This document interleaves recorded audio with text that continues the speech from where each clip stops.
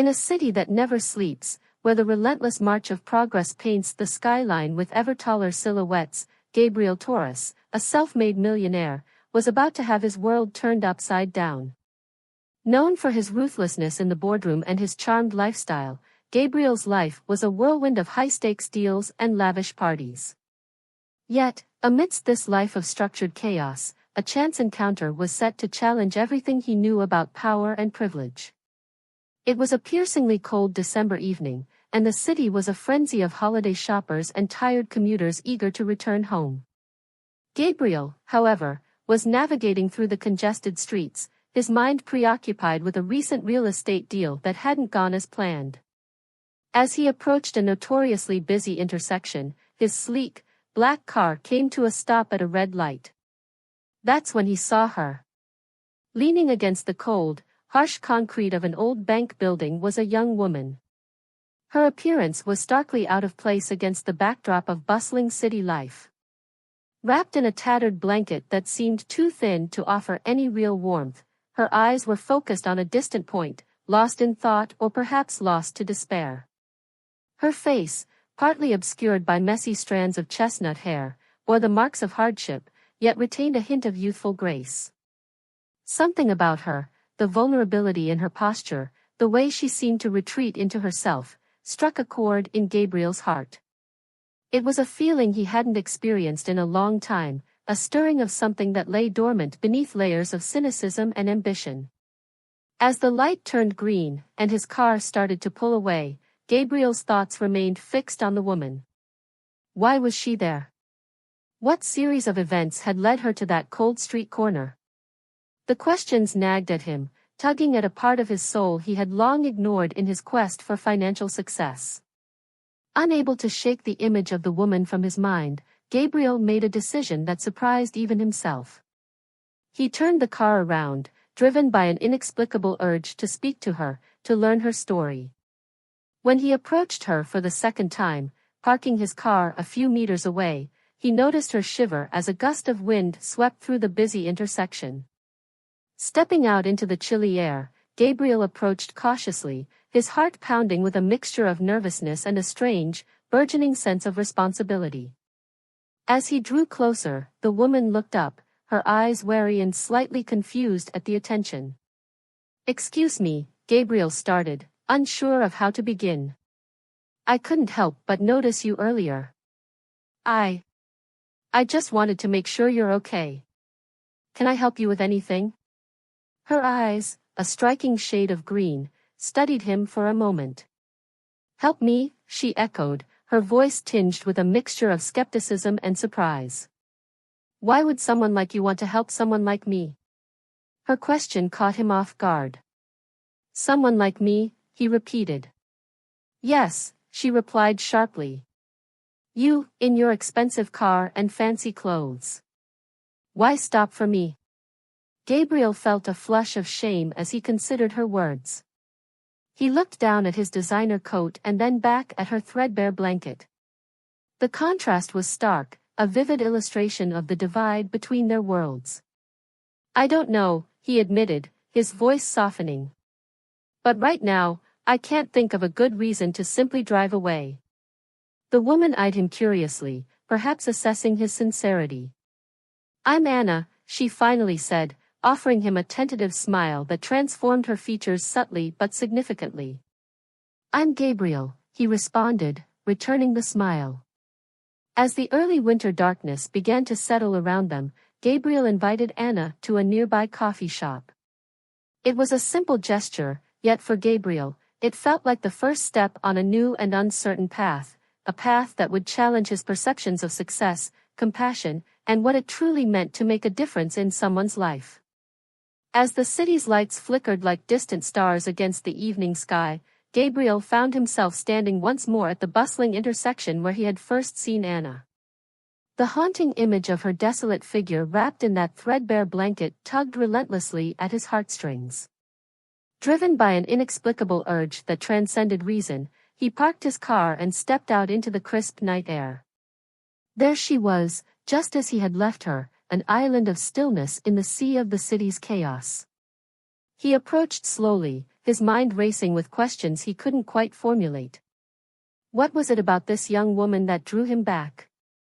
He was a man who had everything, yet in her presence, he felt a startling void, an empathy that was as uncomfortable as it was unfamiliar. Anna noticed him first. Her wary eyes flickered with recognition, then quickly masked with indifference. Gabriel stopped a few feet away, searching for the right words. I couldn't stop thinking about you, he admitted, his voice carrying a vulnerability that surprised even him. It's not just pity. I'm not sure what it is, really. But I had to come back. Anna eyed him skeptically. People don't usually return, she said, her voice tinged with a mixture of curiosity and disbelief. Especially not people like you. People like me? Gabriel echoed, finding himself offended and intrigued at the same time. People who live in worlds where a bad day means a spilled latte or a missed stock trade, she replied sharply. Her words stung because they rang with truth, exposing the chasm between their experiences. Gabriel sat down beside her, his designer suit feeling out of place on the cold, hard pavement.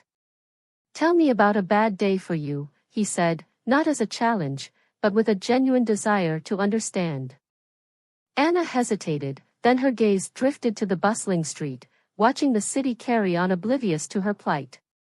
A bad day, she began slowly, is when it rains, and you realize the corner you thought was shelter isn't. Or when you get sick, but there's no place to rest, or when you're so hungry, the pain feels like it's eating you from inside. Her words hung heavily between them, her reality a stark contrast to the life he took for granted. Gabriel felt his throat tighten, his eyes stinging with unshed tears. He had seen hardship through the sterile statistics in charity drives and tax-deductible donations, but sitting with Anna, the suffering was palpable, personal. Why are you here, Anna? He found himself asking, not out of curiosity but from a deep need to know her story. I made choices, bad ones, she said, her voice a whisper. Lost my job, then my apartment. I thought it was temporary. Until it wasn't. She shrugged, a gesture that conveyed the weight of her resignation. Gabriel nodded, absorbing every word. And your family? He ventured cautiously. Anna laughed, a sound devoid of humor. Family can be the first to turn their back when you stop fitting into their idea of success. The raw honesty of her words broke something inside him. Here was a woman, not much younger than himself, who had lost everything. She wasn't looking for sympathy, she was simply surviving, something he had never had to contemplate. I want to help you, Anna, Gabriel found himself saying. Not because I think I can save you or change you, but because no one should have to go through this alone. Anna looked at him then, really looked at him. Her eyes searched his, skeptical yet hopeful, as if daring him to be different from everyone else who had ever promised to help. Help, she echoed, the word laden with so many failed promises. Yes, help, Gabriel affirmed, feeling a commitment settling over him that he hadn't anticipated when he left his house that evening. Let's start with a meal and a conversation. No strings attached. As they stood together, a light rain began to fall, casting shimmering trails down the dark street. They walked to a nearby diner, the glow of the neon sign casting a warm light over them. It was a simple gesture, a meal and his company, but for Anna, it was an unexpected kindness that warmed more than just her body. It ignited a tiny spark of hope, and for Gabriel, it was the first step on a new, unforeseen path that felt strangely like redemption. Under the pale glow of the street lamp, Gabriel watched Anna's guarded expression soften ever so slightly, a silent testament to the precarious bridge of trust that was beginning to form between them. Despite the bustling city around them, a quiet corner of the world seemed to settle just where they stood, a millionaire and a homeless woman, worlds apart yet momentarily connected by shared humanity. Why do you come back? Anna finally asked one evening, her voice tinged with a mix of curiosity and wariness. The question hung in the air, dense with the weight of unspoken stories and the chill of the night. Gabriel paused, his usual confidence replaced by a contemplative silence. Honestly, he began, his gaze fixed on a nearby flickering light. The first day I saw you, something didn't sit right with me. Walking away felt like leaving a part of my conscience on the cold street with you. Anna scoffed lightly, a brittle laugh that echoed off the concrete. Conscience, huh? That's a luxury not many can afford. Her words stung, a sharp reminder of the divide between their experiences. Gabriel felt a knot form in his stomach. Here he was, dressed in a coat worth more than Anna had probably held in months, talking about conscience. Yet, something genuine within him pushed past the discomfort. Maybe, he admitted, stepping closer, his voice more earnest. But it's not just about easing my guilt or trying to look good. I can't explain it fully, but seeing you here, it makes the city feel less like home and more like a place where we just walk past each other, ignoring the stories around us. Anna looked up, her eyes reflecting the streetlight's faint luminescence. You talk like you're not one of those people, she remarked, her tone softer but laced with skepticism. I wasn't, Gabriel conceded, until I met you. This confession seemed to pause the night around them. A car honked in the distance, a reminder of the world moving on, but on this street corner, time slowed. I used to think I understood the city, the people, the rhythm of this life. But I realized I only understood my corner of it. You've shown me there's more, Gabriel continued, his voice barely above a whisper. Anna turned away, her profile etched against the dim light, a silhouette of resilience. So, what now? You've seen the other side. What are you going to do about it? Gabriel inhaled deeply, the cold air biting at his lungs. I want to help you, Anna. Not because I think it'll change the world or even make a dent in the problem. But because maybe, just maybe, it'll change us. There was a long silence, one filled with the weight of decisions yet to be made and the fragile beginnings of trust. Finally, Anna spoke, her voice almost inaudible against the hum of the city. I don't need a savior, Gabriel. I know, he replied quickly, his response firm. I'm not trying to be one. I just want to be someone you can count on.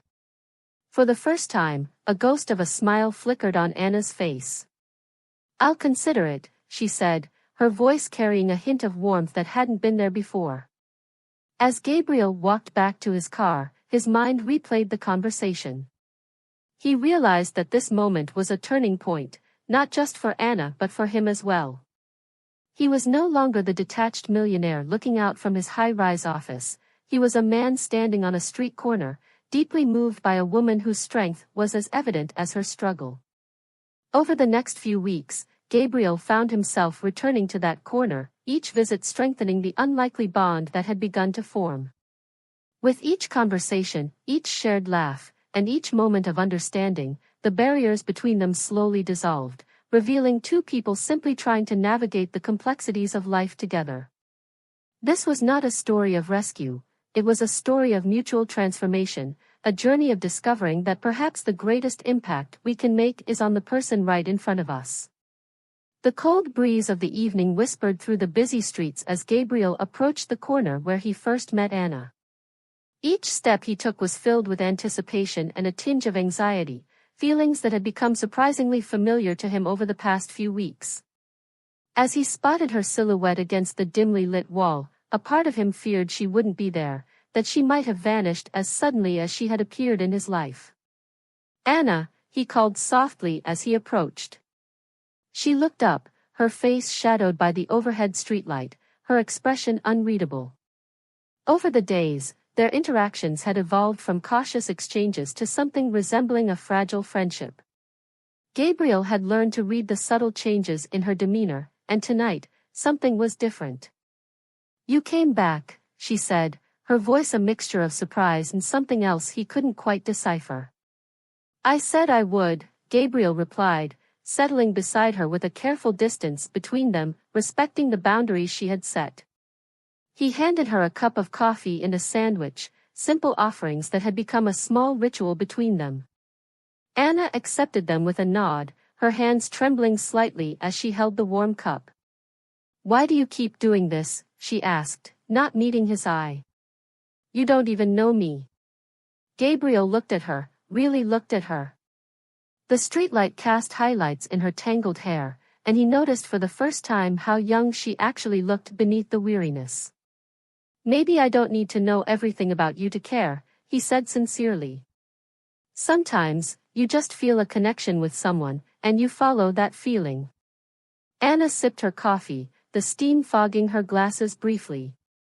"Nobody has ever cared without wanting something in return," she said, her voice barely above a whisper. Gabriel felt a pang in his chest. He understood the skepticism in her eyes. The world hadn't been kind to her. "Maybe I'm just tired of taking and want to start giving back," he admitted. "Maybe we can both find something good in this messed up world." For a moment, Anna was silent, her gaze fixed on the cup in her hands. Then, slowly, she looked up at Gabriel. "I used to believe in good, in people," she began, her voice hesitant. "But after everything, it's hard."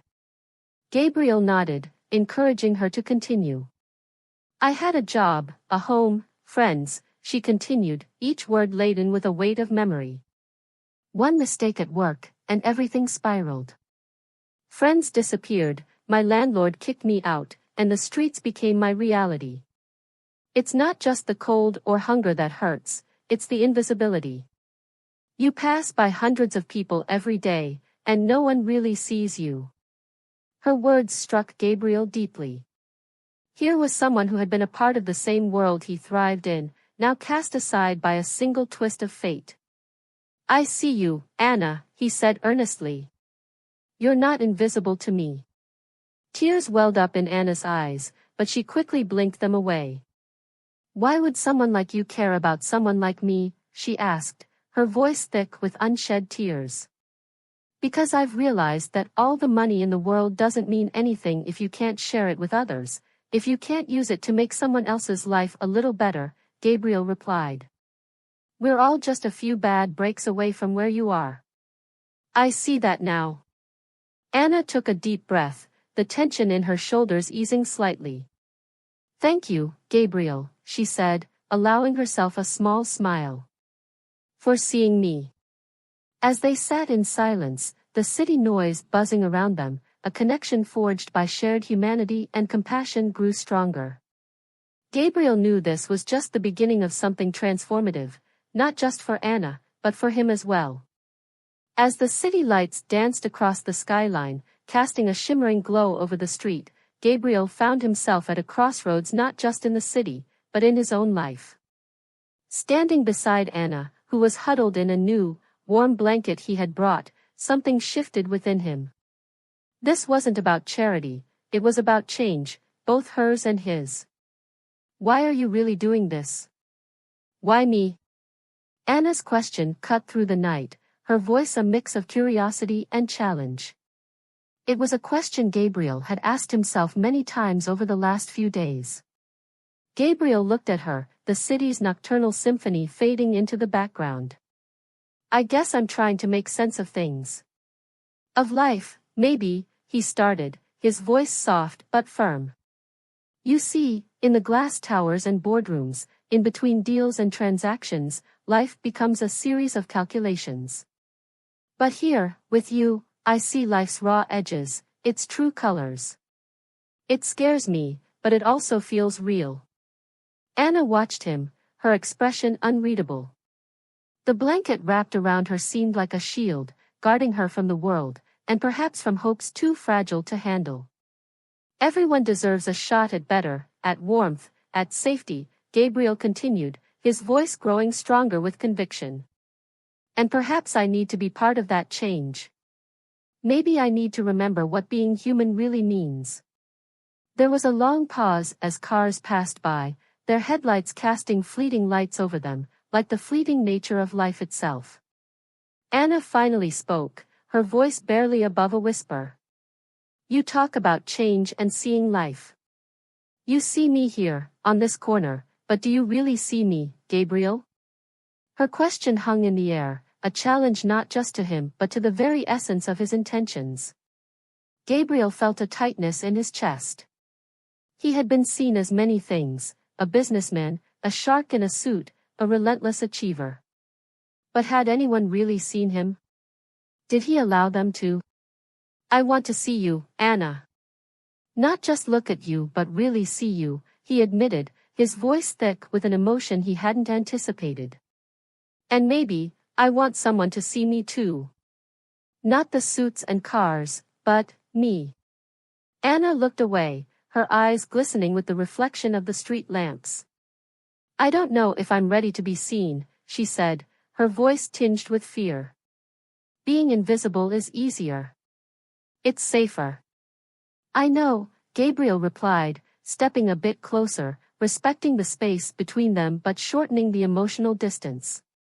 And I'll be here, Anna, as long as it takes. Until you feel safe enough to step out from the shadows, until you believe the world can be kind again. For the first time, a small smile tugged at the corners of Anna's lips. It was faint, but it was there. It was the smile of someone who had been through storms but could still recognize a sliver of sunlight. Why would you do that for me? She asked, a mix of skepticism and a burgeoning hope coloring her tone. Because maybe, in helping you find your way, I find mine too, Gabriel said, his own smile mirroring hers. We all need a little help sometimes, don't we? Anna nodded, looking up at the sky as if seeing it for the first time in a long while. Maybe we do, she whispered. That night, as Gabriel walked back to his car, he felt lighter, as though he had shed a layer of armor he hadn't realized he was wearing. He looked back at Anna, who was still watching him. There was a new understanding between them, a silent acknowledgement of their shared journey ahead. It was just one night, one conversation. But as the chilly wind swept through the streets, both felt a warmth that went beyond the blankets and the coats. It was the warmth of connection, of shared humanity, and possibly the beginning of healing, for both of them.